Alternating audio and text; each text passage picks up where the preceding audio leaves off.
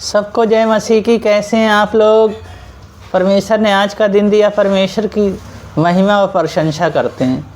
वचन के लिए प्रार्थना करेंगे। महान अनुग्रहकारी पिता परमेश्वर दयालु है सर्वशक्तिमान, यीशु मसीह जी वचन पढ़ते हैं, आपके जीवित वचन, उसमें से भेद की बातें और अंदर की बातें बताएं और आपकी महिमा होने पाए। उद्धारकर्ता यीशु मसीह के नाम से मांगते हैं, आमीन।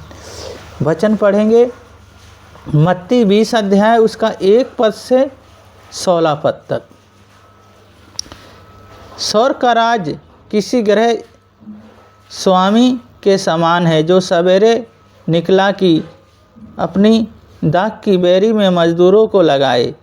उसने मजदूरों से 1 दिनार रोज पर ठहराया और उन्हें अपनी दाख की बेरी में भेजा। फिर एक पहर दिन चढ़े उसने निकलकर अन्य लोगों को बाजारों में बेकार खड़े देखा और उनसे कहा, तुम भी दाख की बेरी में जाओ, जो कुछ ठीक है तुम्हें दूंगा। अतः वे भी गए। फिर उसने दूसरे और तीसरे पहर के निकट निकलकर वैसे ही किया। 1 घंटा दिन रहा। उसने फिर निकलकर दूसरे को खड़े पाया और उनसे कहा, तुम क्यों यहाँ दिन भर बेकार खड़े रहे? उसने उससे कहा, इसलिए कि किसी ने हमें मजदूरी पर नहीं लगाया। उसने उससे कहा, तुम भी दाख की बेरी में जाओ।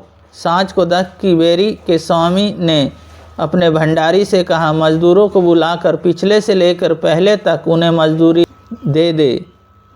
जब वे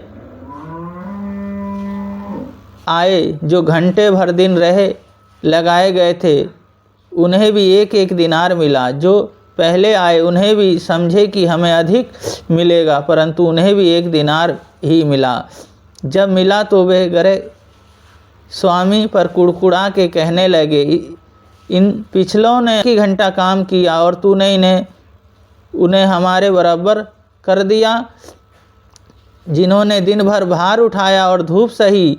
उसने उनसे में से एक को उत्तर दिया, हे मित्र, मैं तुझसे कुछ अन्याय नहीं करता। क्या तूने मुझसे 1 दिनार पर ना ठहराया था? जो तेरा है उठा ले और चला जा। मेरी इच्छा ये है कि जितना तुझे दूं उतना ही इन पिछलों को भी दूं।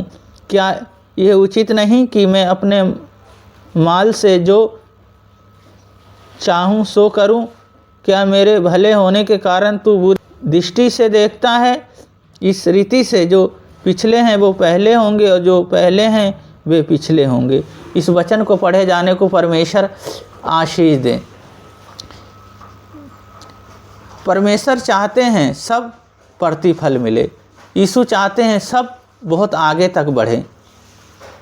पहली बात है प्रतिफल।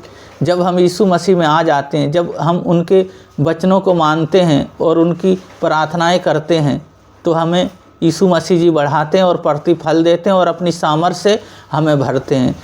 उनकी साथ हमारा हमेशा लगाव रहता है, उनके साथ हम बढ़ते रहते हैं। जब उनकी उपस्थिति में चलते हैं तो हमें क्या करना है?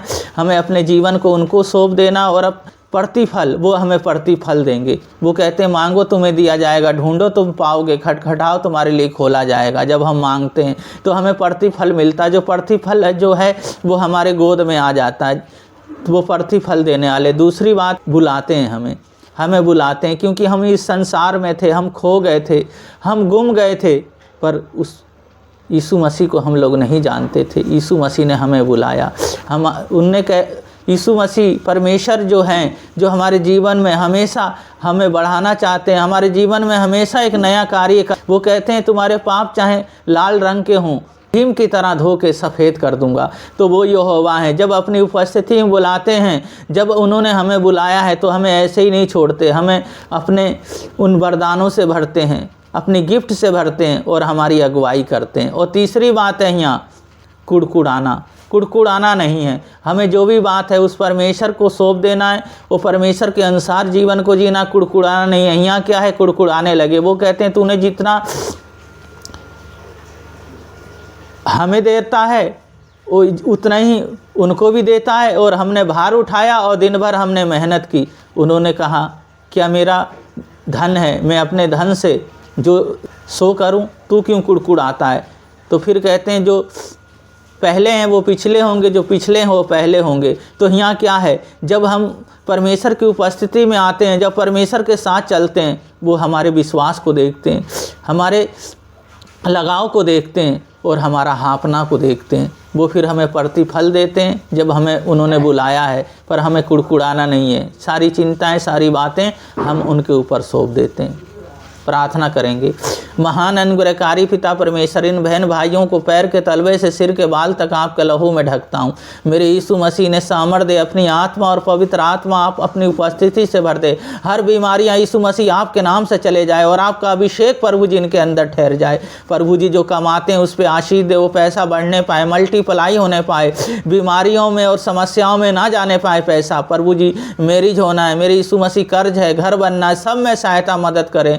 इस समय बरसात में जो बाढ़ में प्रभु जी पीड़ित हैं, प्रभु जी बीमार हैं, अस्पतालों में हैं, सबकी सहायता मदद करें। उन्हें खाने को दे, भोजन दे, स्वर्गीय भंडार से भोजन दे, किसी बात की कमी हो घटी ना होने पाए। और प्रभु जी आप अगुवाई करें। हे मेरे पिता, हे मेरे परमेश्वर, आप जैसा कोई नहीं। आपने प्रार्थना सुना, सबको मैं आपके लहू में ढक देता हूँ और आपकी उपस्थिति में हमेशा चलने पाए। पिता पुत्र पवित्र आत्मा के नाम पे आशीषित करते हैं, उद्धारकर्ता यीशु मसीह के नाम से मांगते हैं, आमीन। वचन के अनुसार अपने जीवन को जीते रहें, परमेश्वर बहुत आगे बढ़ाएंगे। वो हमें प्रतिफल इस दुनिया में देने आए, तो हम प्रतिफल उनसे लेते रहें। आप लोगों को परमेश्वर बहुत बहुत आशीष दें। सबको जय मसीह की।